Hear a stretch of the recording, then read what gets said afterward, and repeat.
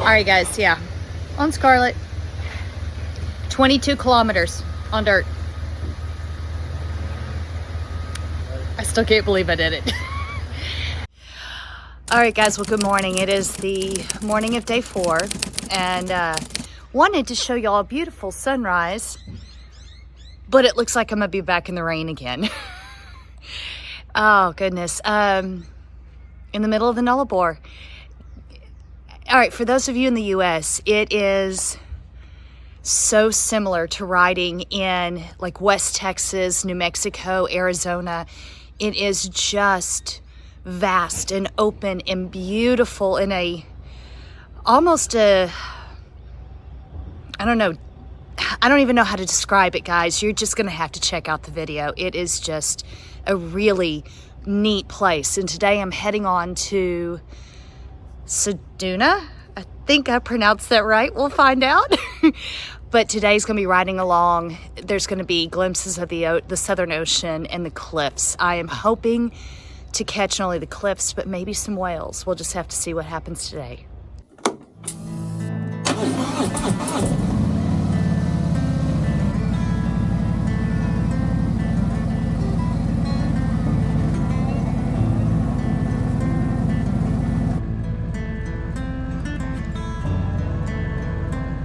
And so day 4 of my solo motorcycle trip across Australia began. After a quick top off of fuel, I continued east towards the Bunda Cliffs. I have heard that these are some of the most beautiful cliffs in the world, but with the overcast, I was concerned that I would not be able to share the true majesty of this part of the world. The Bunda Cliffs are a set of cliffs just east of the South Australia-Western Australia border and are part of a unique coastal area that is part of the largest stretch of south-facing coastline in the Southern Hemisphere. This stretch of coastline boasts some of the most undisturbed and beautiful beaches in the world and are also home to a number of threatened animal species and plant life known in the world today. Having to watch for the the rain because it's definitely trying to come in. So much feels like I'm standing on the edge of the world. Look, it is just absolutely beautiful.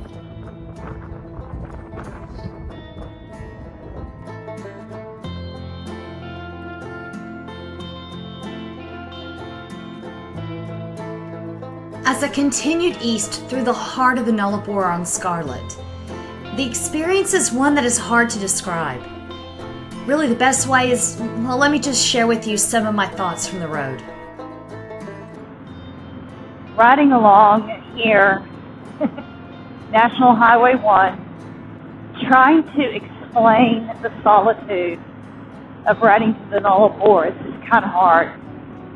Yeah, there are trucks, there are other caravans, there are a handful of other riders, but you go for long periods of time just you and the land and the sky and the wind, your thoughts, your prayers.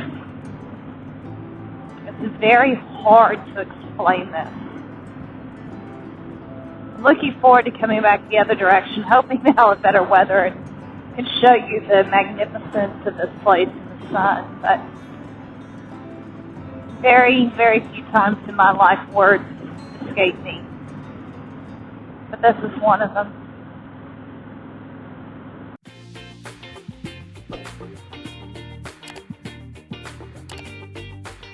It wasn't long before I found myself pulling into the Nullarbor Roadhouse. This is one of the most popular and well-known roadhouses on the Iron Highway due to its history and its isolation. For more than half a century, this particular roadhouse has been an oasis in the Nullarbor, as it has been a stopover for travelers and a source of necessities for the locals. After my break to check out the Nullarbor Roadhouse, I decided to make my way to the head of the bight to see if I could see some whales.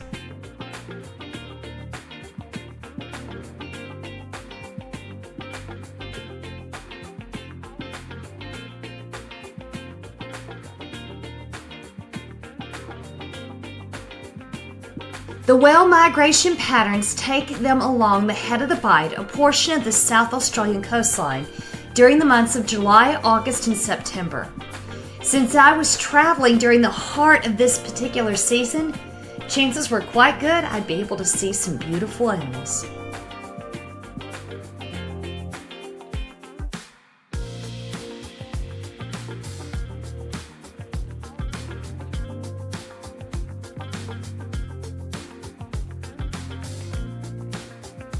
After such an exceptional experience of watching a mother and their calf make their way through the ocean, it was time for me to get back on the road and make my way to Ceduna for the night.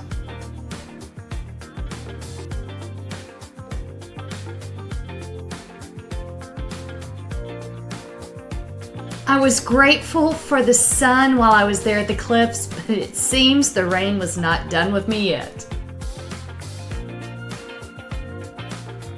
So far in this trip, I had already been blown away by the way travelers truly look out for each other. But it seemed I had one more surprise left for this day as I arrived at the food quarantine checkpoint. One of the travelers I had met 2 days prior had lost track of me after the Nullarbor Roadhouse and had asked the checkpoint officer if he had seen me yet, and if he hadn't, to please keep a lookout for me. This concern truly touched me. For being alone on the road, it was kind of nice to have someone watch my back.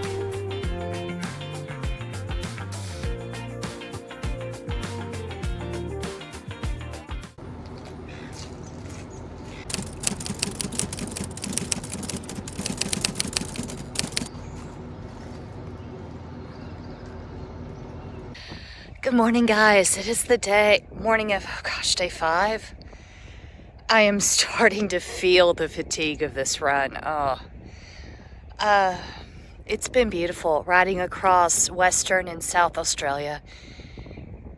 Is it challenging? No, the roads are not challenging. Really, the only challenge is dealing with the 2 and 3, sometimes 4 trailer road trains. But other than that, it's just... The ride itself is not challenging, but the land here is just magical. I guess that's the best way to describe it, is magical. I'm here in Ceduna, South Australia, just on one of the many bays that line this beautiful coastline. It's, it's mind-boggling to realize that way is Antarctica. Yeah. That's it. That's the only thing between, the next landmass is Antarctica. Anyway, it's wild to think that today I will hit roughly the halfway point between East and West Coast here in Australia. So looking forward to just seeing a different part of the world. And it's going to be, I'm hoping today is a dry day. I've had enough of the rain. 3 of the last 4 days and the rain has been enough. But yeah, there's going to be some cool stuff today. Heading for Port Augusta. So let's go finish packing and get on the road.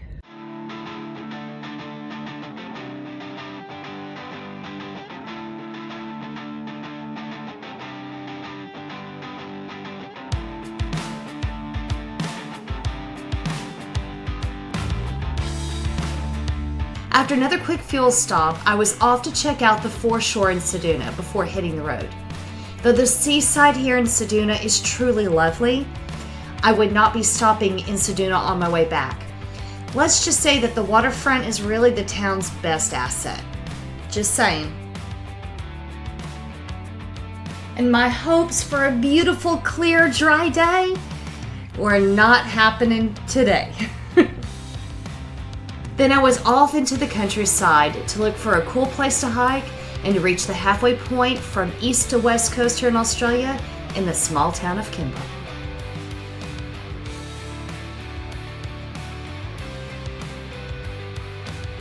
My first stop of the day was to hike at Padalpa Rock. Padalpa Rock is a huge wave-like rock formation that rises out of the ground, very much like Wave Rock here in Western Australia does. And though I had looked at the road conditions on Google Earth, this day taught me two very important lessons. First, look at the full route to make sure the road remains paved or if it becomes unsealed all the way to your destination. And secondly, though Scarlett can handle maintained dirt roads, she definitely was not built to do it easily. And though my riding skills continue to improve, the sheer distance I had to traverse on this day did push me a bit. After getting through all that dirt, I finally made it to the small park.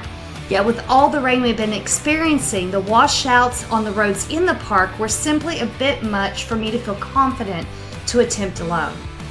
I was not able to stay and hike as long as I would have liked, but I did get to check out the coolest part of Pedelfa Rock before I had to get back on the road because yes, more rain was on the way and I did not want to be on the dirt when it became mud.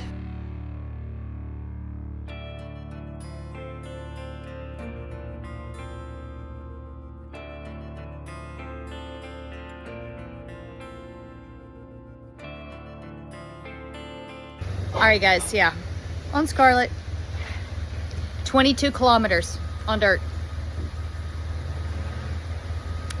I still can't believe I did it. I did pretty well, better than I expected, except for the close call I had, and of course I didn't have my cameras on, but the close call I had with the Roo, my first truly one, was on dirt. Found out I can emergency brake on a Road King. Who knew? After refueling once again, I was off towards Kimba, the Big Gala, and the halfway point between Perth and Sydney. The trip to this point had been wonderful, exhausting, and definitely memorable. And there was still so much more to come.